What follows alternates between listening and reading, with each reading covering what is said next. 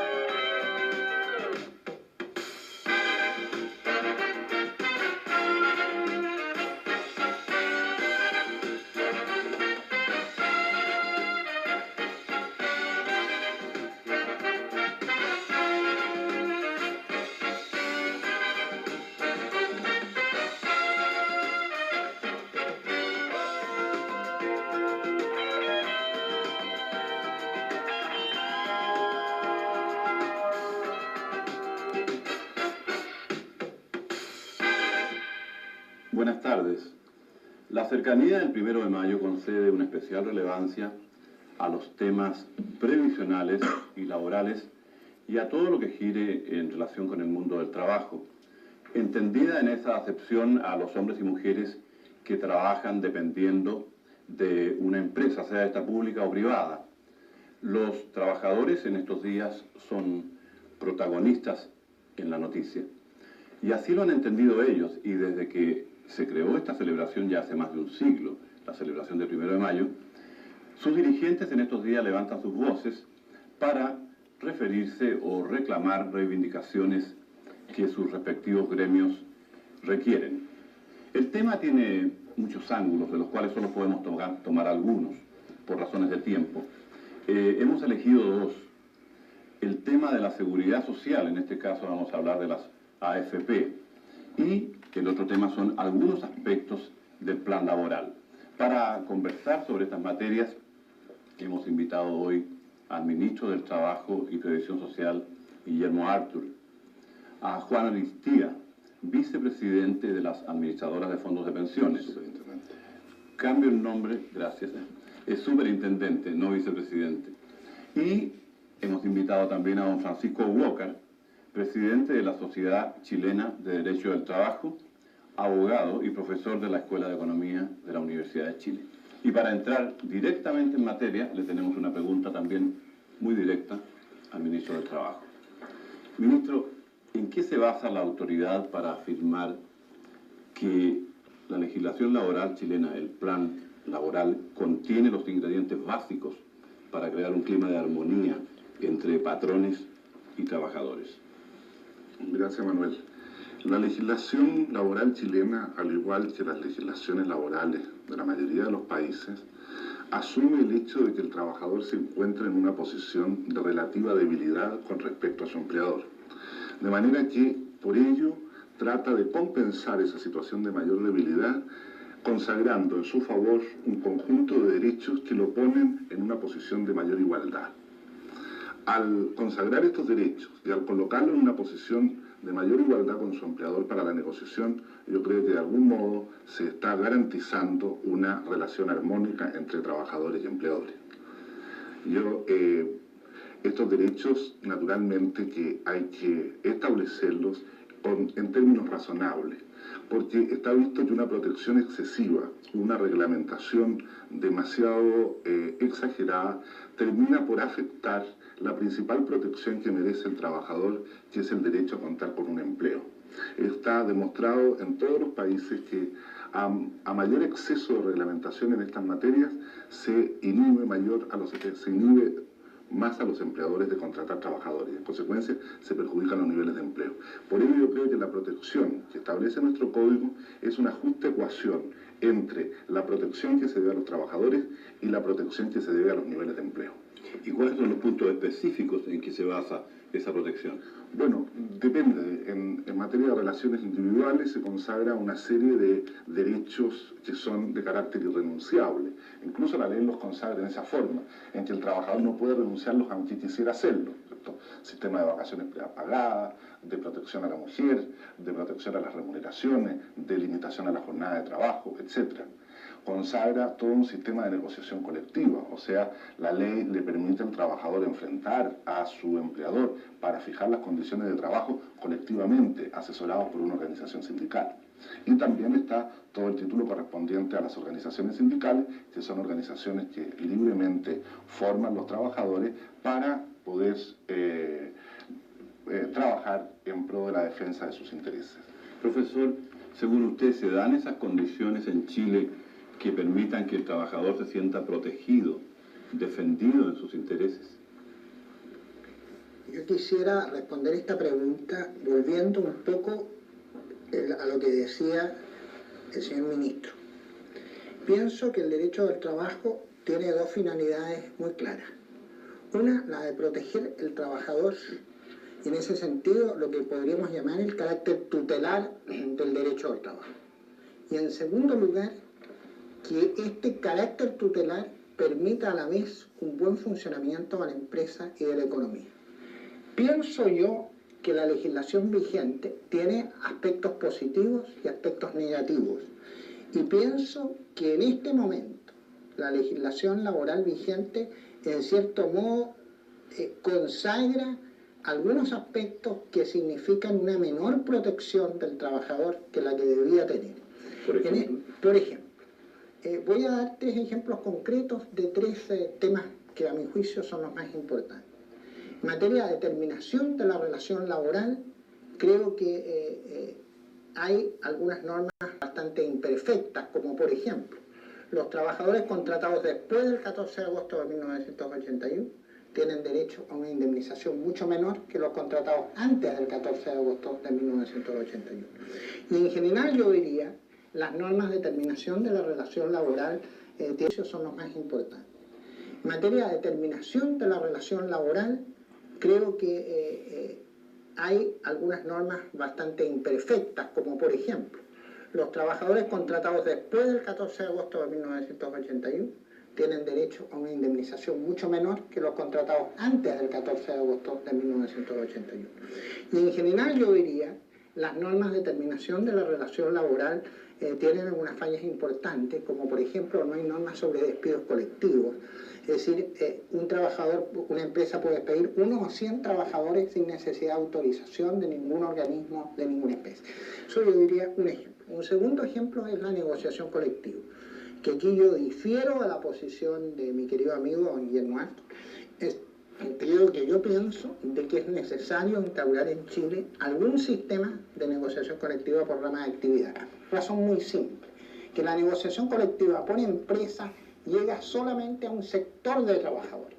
Vale decir, a grosso modo hay 400.000 trabajadores en este momento con un sistema de negociación colectiva. Y en consecuencia hay un sector importante de trabajadores al margen de la negociación colectiva. Y el tercer aspecto, a mi juicio, está en el tema de la huelga. Yo encuentro que en el sistema chileno, concretamente, no hay consagrado un derecho de huelga, ni constitucional ni legalmente. Se reconoce un hecho de la huelga y en ciertas y determinadas circunstancias se acepta la huelga, pero limitadamente. Hay muchos otros ejemplos. Yo diría que no me gustan las soluciones radicales. Vale decir, no creo que sea conveniente un cambio absoluto de la legislación vigente, pero creo que la legislación vigente puede mejorarse mucho en un sentido de un mayor equilibrio entre el capital y el trabajo.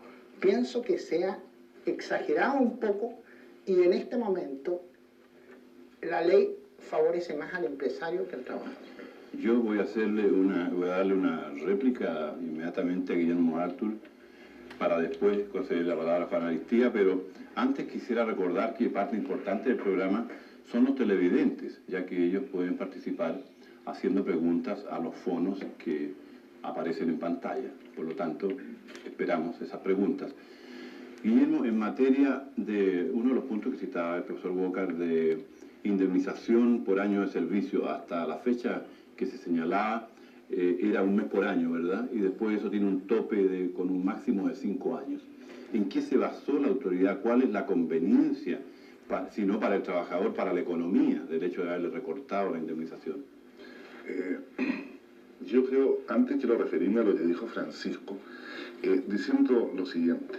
Todas estas herramientas que la legislación entrega al trabajador para la defensa de sus intereses, para brindarle una efectiva protección, pierden su eficacia frente a una situación económica deprimida, frente a una situación económica, por ejemplo, con un agudo desempleo.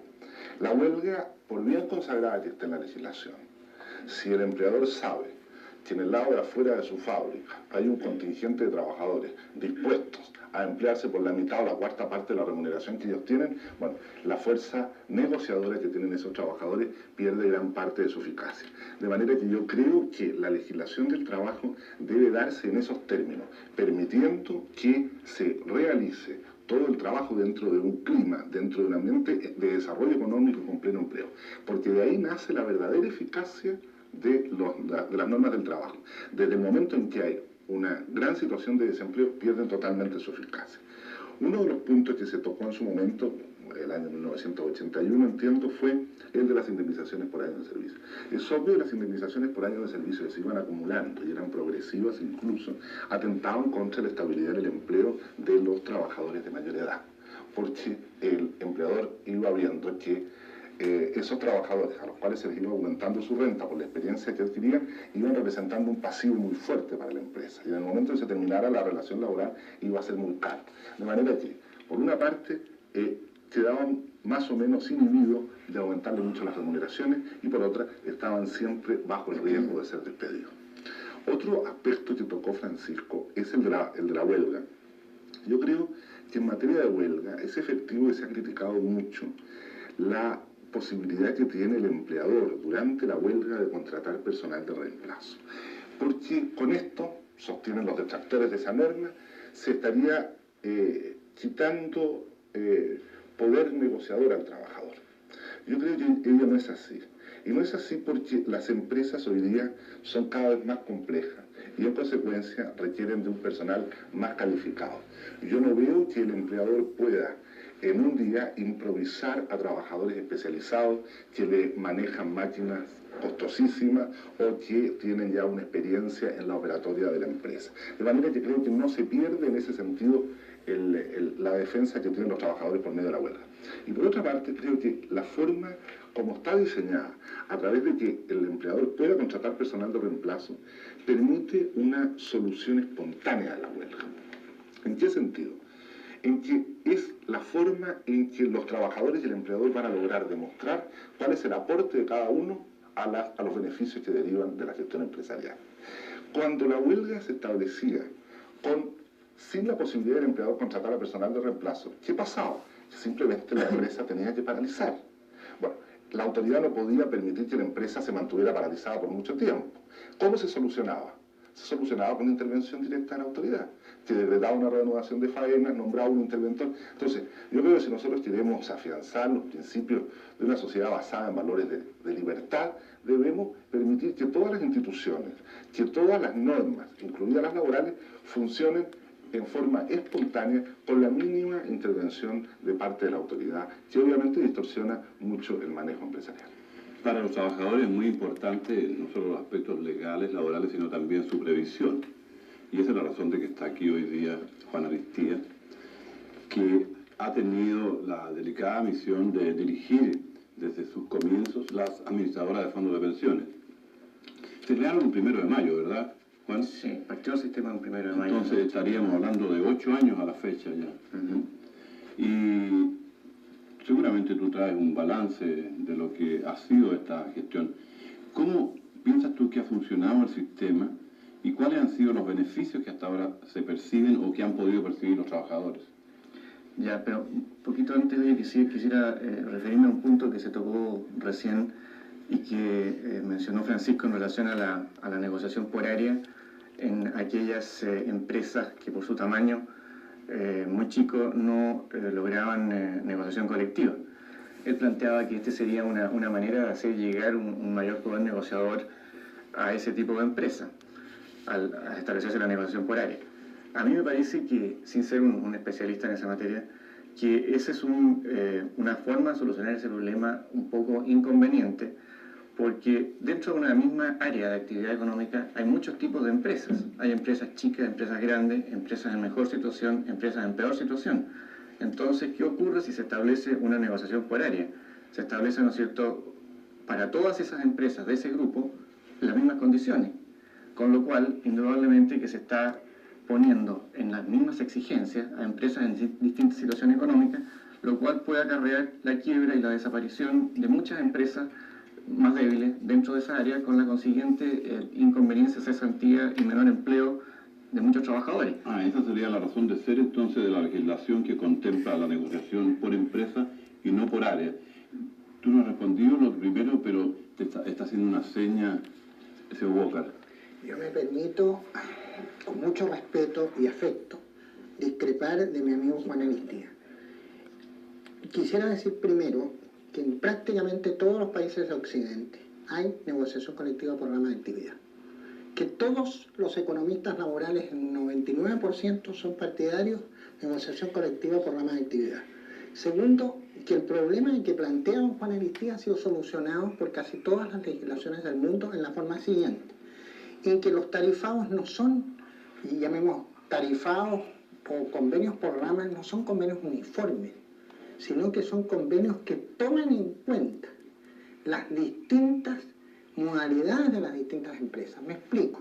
En la construcción hay un convenio por rama, hay empresas A, B, C y D que tienen situaciones distintas y hay todos los mecanismos que han resuelto esta situación. Y yo diría que hay una tendencia muy fuerte en todos los países del mundo a una negociación que yo diría que es de rama de actividad complementada por una negociación colectiva por empresa. Sí, pero déjame decir una cosa. El programa tiene dos líneas, por decirlo, porque una cosa, decíamos, es la legislación laboral y otra son los aspectos de seguridad social. Pero las tres personas que están en esta mesa, todas son entendidas. El único que no entiende en realidad soy yo, por eso que le hago la pregunta y ellos son los que van a responder las interrogantes que yo me formule o que se formulen ustedes. Por lo tanto, va a ser muy cruzada la conversación en este sentido. Yo les pido que opinen de los dos temas y que se interrumpan cuando sea necesario. Déjame que Juan ahora nos diga la parte referida a seguridad social. Y yo te quería integrar otra cosa, Juan. Siempre se ha dicho en Chile, no sé si por tradición o costumbre, que la previsión debe ser solidaria. Dicen que la anterior era una previsión solidaria y que la actual no lo es. Entonces mi pregunta es, ¿puede realmente un sistema previsional ser solidario o en esa definición se encubre algún tipo de injusticia?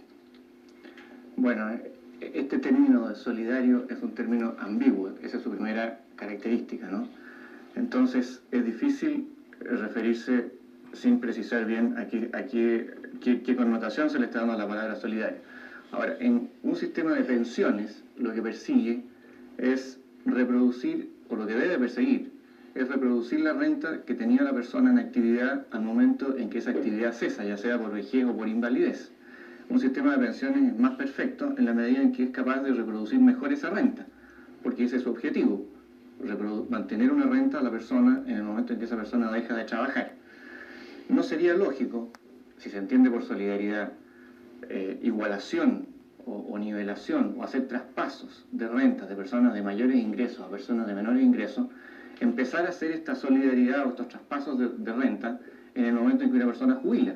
Es decir, supongamos una persona que ganaba en ejercicio 200.000 pesos y otra persona que ganaba 40.000 pesos.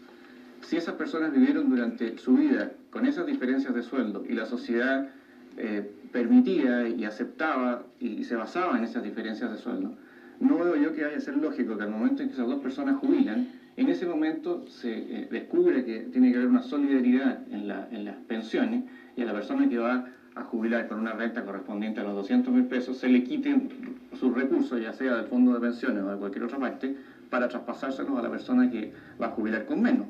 Evidentemente que el que piense que eso es solidaridad debe haberlo empezado a hacer a su debido tiempo y no al momento en que la persona jubila. Entonces, ese concepto de solidaridad me parece equivocado, no es el objetivo de un sistema de pensiones. Oye, quiero ahondar lo que dice Juan en lo siguiente. Como él muy bien señala, el objeto de un sistema de pensiones, de un sistema de seguridad social, no es redistribuir ingresos, sino que es reemplazar el que tuvo durante su vida activa. Ahora, ¿por qué se habla de la falta de solidaridad del nuevo? En circunstancias, el antiguo tampoco tuvo por objeto ser solidario ni redistribuir ingresos. Simplemente era un sistema de reparto que estaba estructuralmente desfinanciado. Es muy importante señalar esto en este programa. El sistema de reparto se basaba en una especie de transferencia generacional entre los trabajadores activos financiaban la pensión de los trabajadores pasivos. Cuando la relación entre uno y otro era lo suficientemente amplia, bueno, ahí era posible. En los años 60, creo, Juan, tú me corriges, que había una relación de 10 trabajadores activos que financiaban la pensión de un pasivo. Después, por razones de índole demográfico, por aumento en las expectativas de vida de los trabajadores de mayor edad, la relación se acortó a poco más de 2 a 1, de manera que eso era imposible mantener un sistema de pensiones basado en la transferencia generacional, sin aumentar las cotizaciones a un nivel que habría deteriorado fuertemente los niveles de empleo. Por eso entonces se establece este asunto de la capitalización individual. Pero si de solidaridad se trata, yo quiero agregar otra cosa. El anterior, caramba, que era poco solidario, porque los trabajadores más pobres que estaban reunidos en el Servicio de Seguro Social, que era más o menos el 65% de los pensionados, tenían las mayores exigencias para jubilar y tenían las menores pensiones. Situación que iba mejorando en la medida que aumentaba dentro de los distintos rangos de remuneraciones. Una pregunta que debería ser dirigida primero al ministro, pero voy a partir al revés con el señor Walker. Tengo la impresión de que el plan laboral, o quizás, por último, todas las cosas, cuando son todas malas, no hay dónde encontrar una buena. Pero tengo la impresión de que el plan laboral, en épocas de alta cesantía, como nosotros pasamos, es especialmente perjudicial por el asunto de que, en caso de una huelga, es muy fácil reemplazar a los huelguistas. Obviamente, y ese punto quiero dejarlo en claro, en épocas de alta cesantía se supone que todas las cosas andan mal, ¿no es cierto? Entonces es difícil encontrar alguna que ande bien. Pero, ¿cómo se compatibiliza entonces los aspectos sociales con lo que estaba demostrando en ese momento una realidad económica? ¿Usted tiene una solución para eso? Yo diría que en estas materias no todo es blanco o negro, hay matices. Ahora, pienso yo que en periodos de gran dificultad económica, una legislación como la legislación vigente tuvo algunos aspectos evidentemente positivos, pero también tuvo aspectos negativos, en el sentido que durante el periodo de crisis económica, a mi juicio, la legislación laboral en parte, y no solo la legislación laboral solamente, en parte significó ahondar más las diferencias en el fondo entre los trabajadores en materia de remuneraciones. Y pienso yo, volviendo al tema del derecho colectivo de trabajo que usted ha planteado, volviendo concretamente al tema de la huelga y en relación con lo que señalaba Willy Arthur, yo pienso lo siguiente. Pienso un poco hacia el futuro. Pienso que hay que ampliar el derecho de huelga para poder contrapesar un poco, ¿no es cierto?, la desigualdad entre los trabajadores y el empleador. Ahora, a mí me parece, al revés de él, que el hecho de que se puedan contratar personal suplente le quita a los trabajadores en este momento fuerza. Ahora, ¿por qué ha habido tan pocas huelgas en China en este momento? Una razón muy simple, porque cuando los sindicatos están por votar la huelga, prefieren no ir a la huelga. Y es tal así que yo voy a dar un ejemplo muy preciso.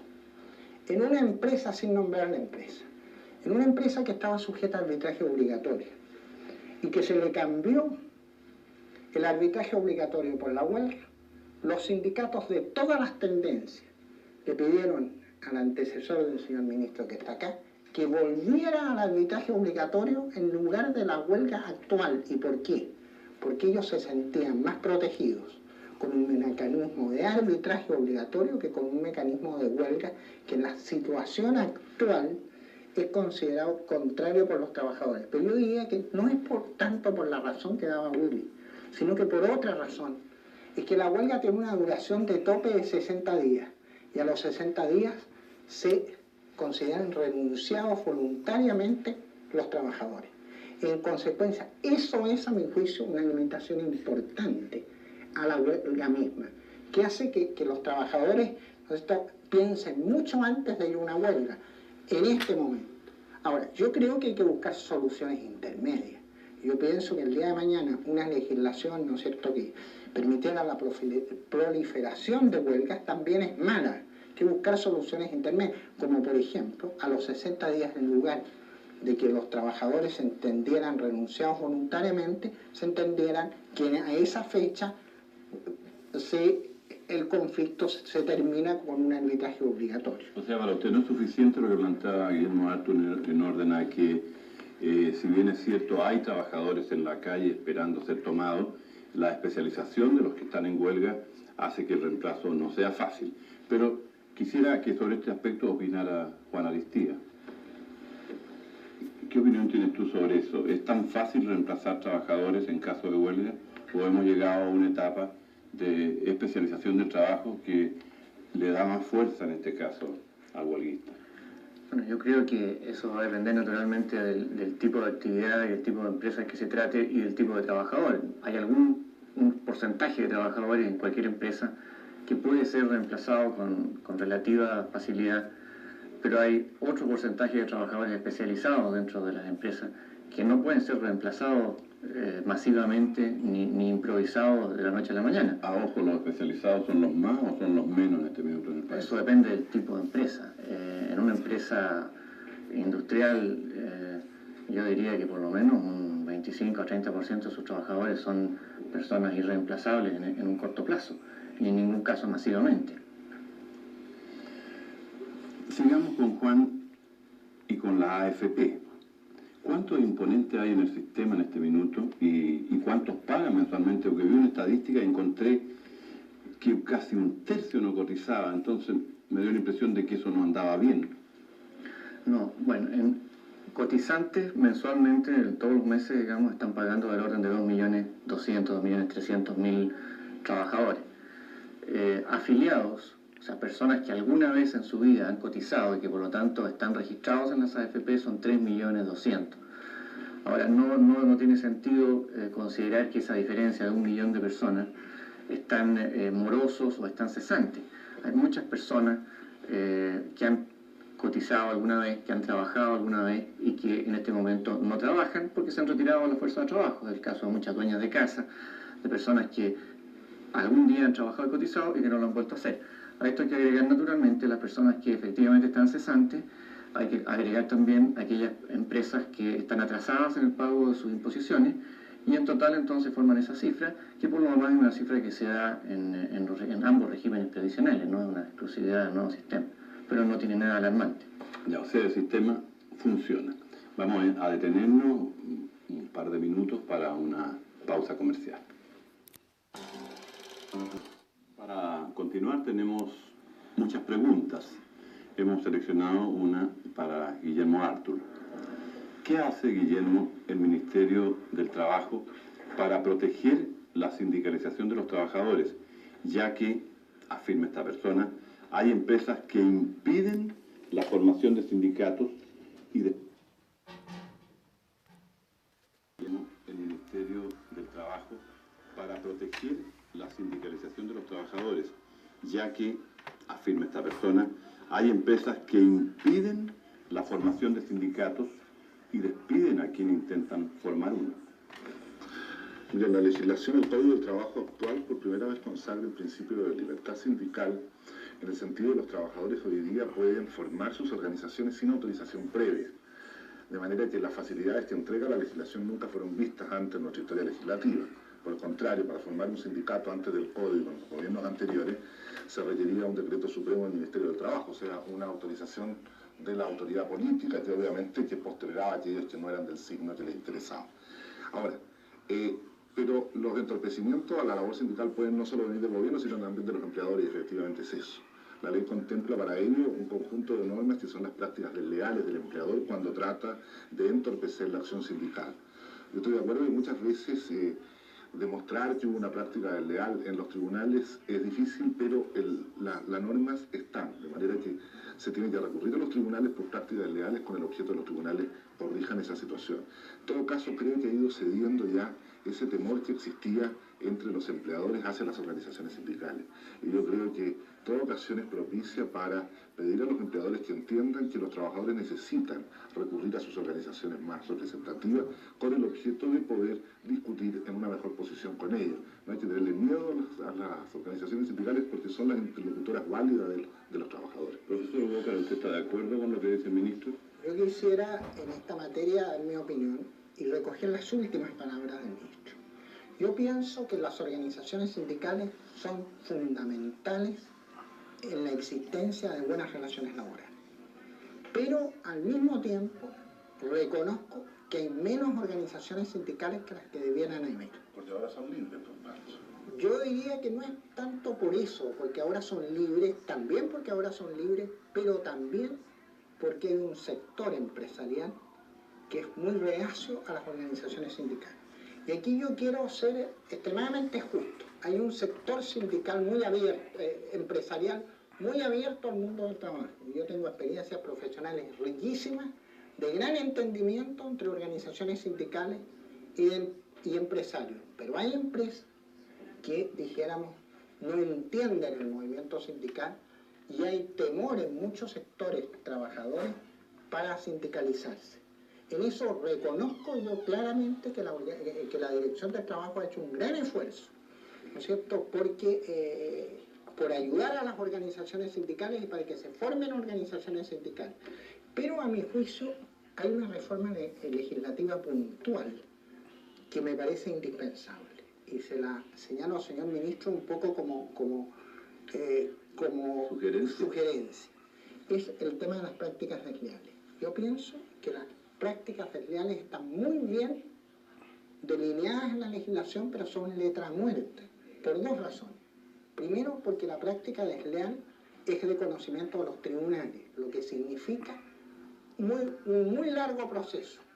Y segundo, porque la sanción es ínfima, es una multa. ¿Qué es lo que pienso yo?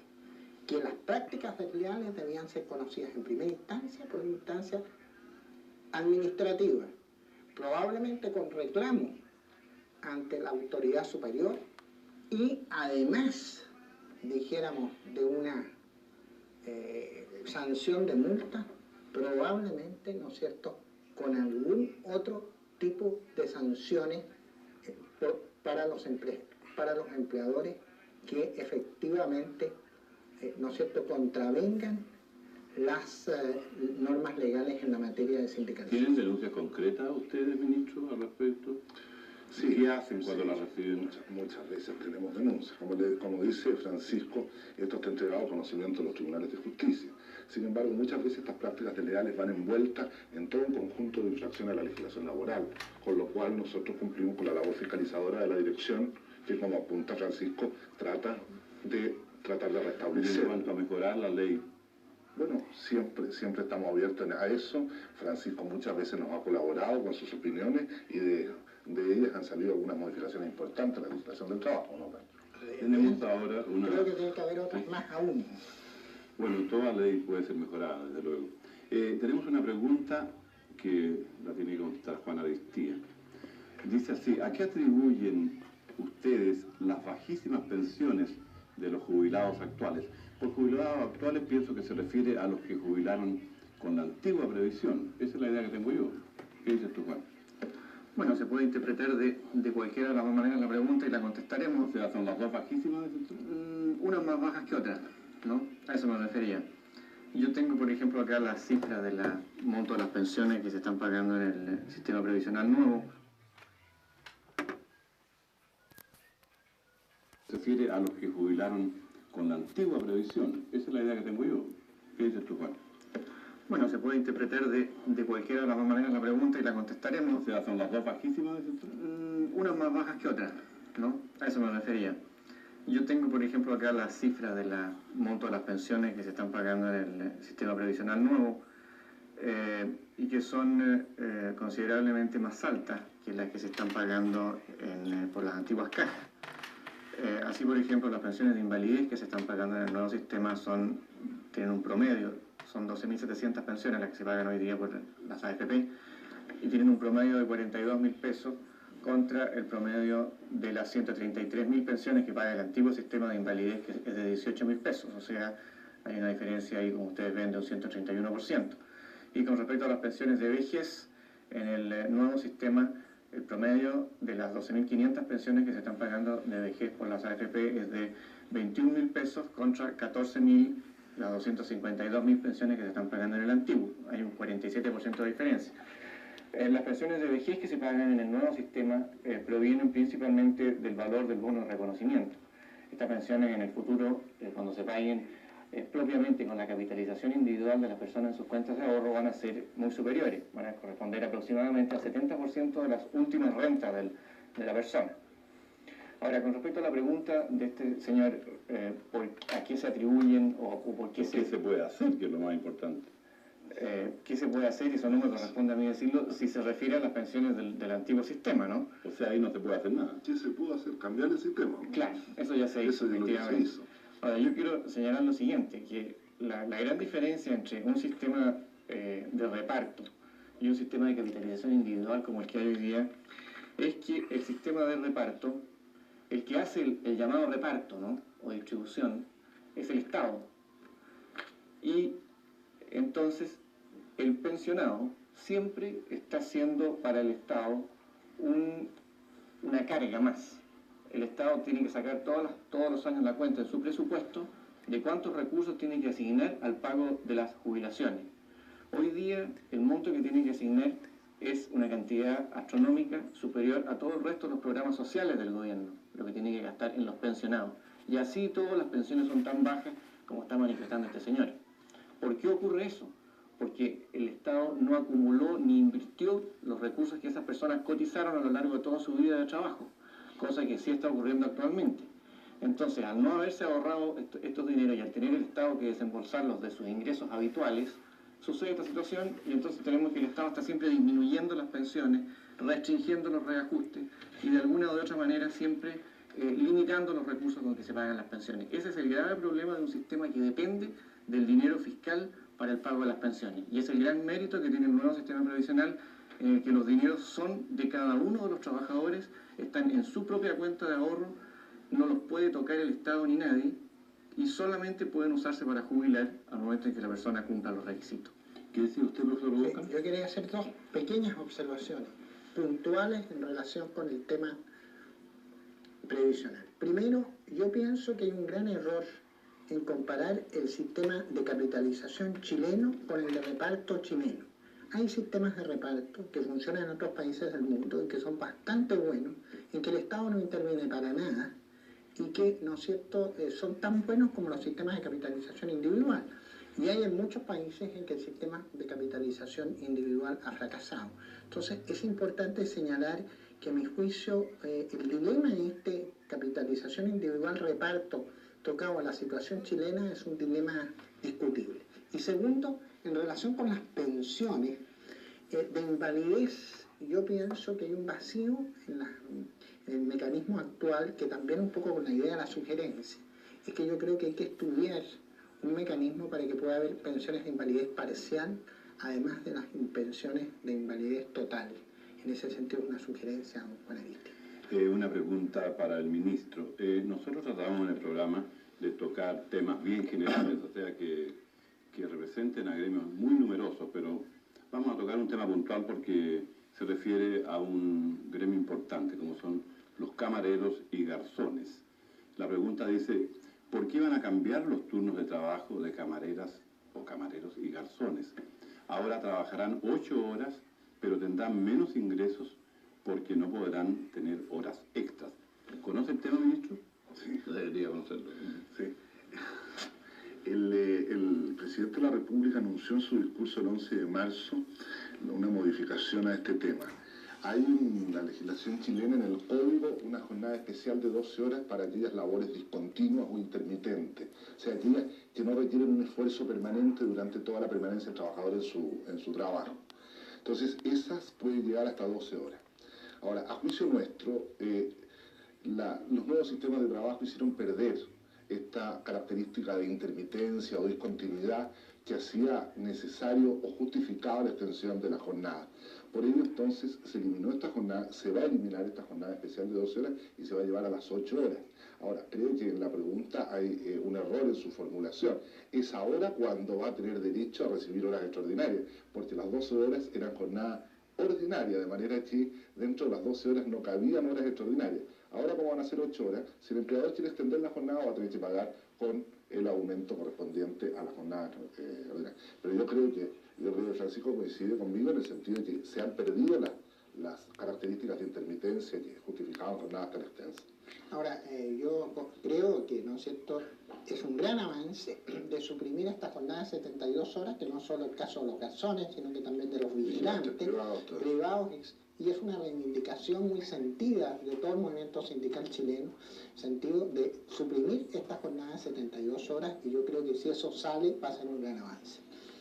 Tenemos otra pregunta, doy una explicación a los anteriores televidentes que no doy sus nombres. Fernando Huerta hace la siguiente pregunta para Juana Listía. ¿Qué solución le darías tú, Juana, a una persona que ha trabajado 35 años, se encuentra actualmente cesante y al no tener 65 años no puede jubilar, ni puede tampoco retirar sus fondos previsionales? Bueno, esa persona puede, no es efectivo que por no tener 65 años no pueda jubilar. En el nuevo sistema previsional no es una exigencia tener 65 años para poder jubilar. Desde que se dictó la ley, teóricamente era posible jubilar con menos de 65 años, si bien era difícil lograrlo.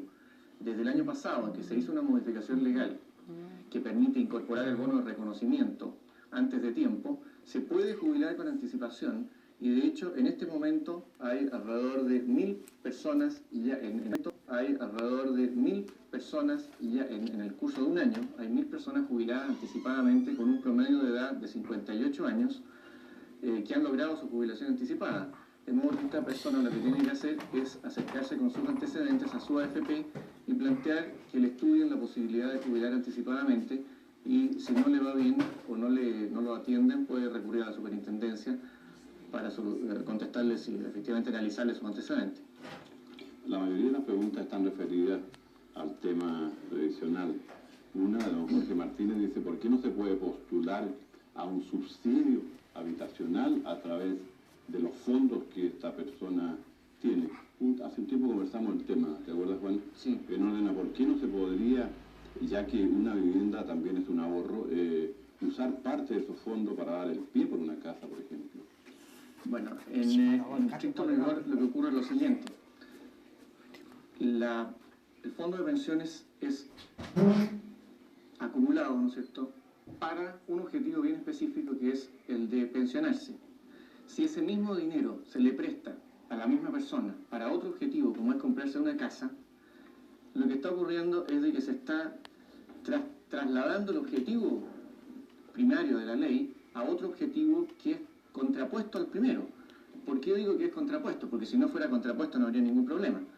¿Por qué es contrapuesto? Porque si a una persona se le presta el dinero de su cuenta individual para hacerse una casa, ese dinero hay que cobrárselo, ¿no es verdad?, con sus respectivos intereses para poder pagarle después una pensión.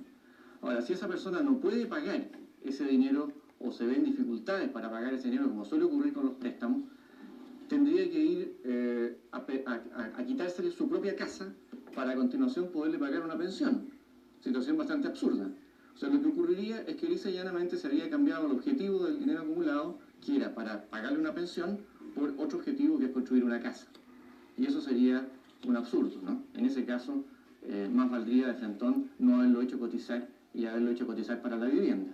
Esos objetivos contrapuestos son los que no se pueden permitir. Sin embargo, sí se puede hacer a través de la cuenta de ahorro voluntario que se instauró hace un año atrás en el sistema previsional. Las personas pueden ahorrar, independientemente de lo que ahorran para su jubilación, pueden ahorrar en la cuenta de ahorro voluntario, y esa cuenta sí sirve de pie para el ahorro que le permite optar a un subsidio para la vivienda, y de esa manera entonces puede aprovechar su AFP para optar a una vivienda.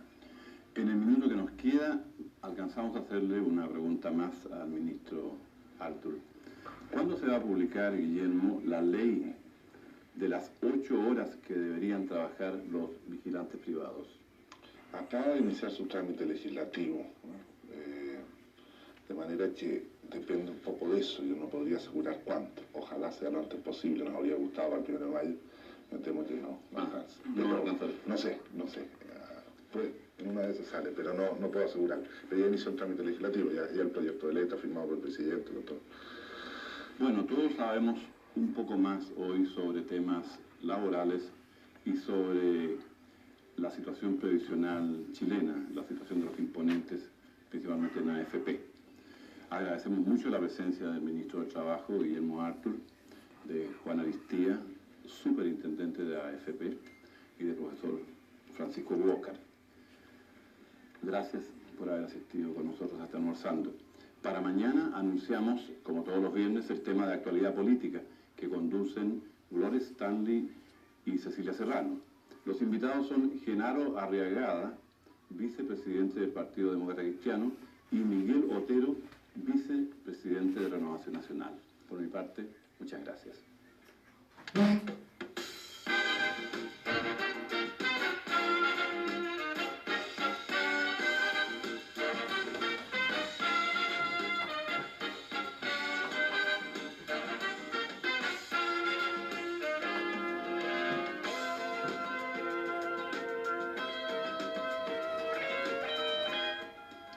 Enseguida presentaremos las noticias de Teletarde y luego les invitamos a ver el último capítulo de la teleserie brasilera Derecho de Amar.